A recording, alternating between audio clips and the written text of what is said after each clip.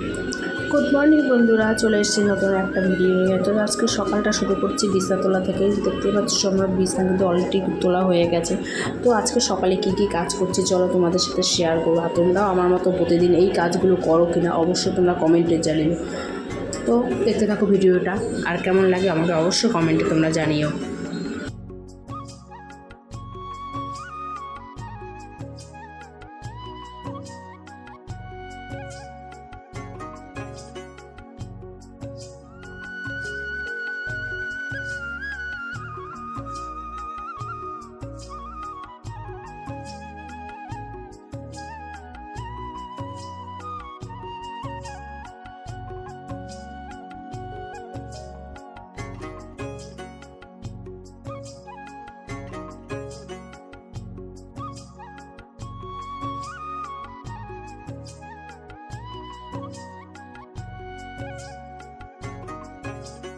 এখন ভোরবেলা যেহেতু প্রচুর পরিমাণে বৃষ্টি হয়েছে, তো দেখি ছাদের গাছগুলোর কী অবস্থা হয়ে রয়েছে।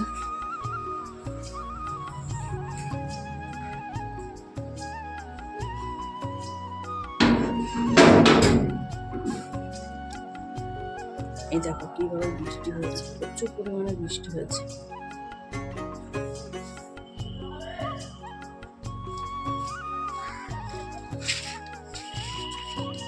ওয়েদারটা একটু দেখো, চারদিকে ওয়েদারটা।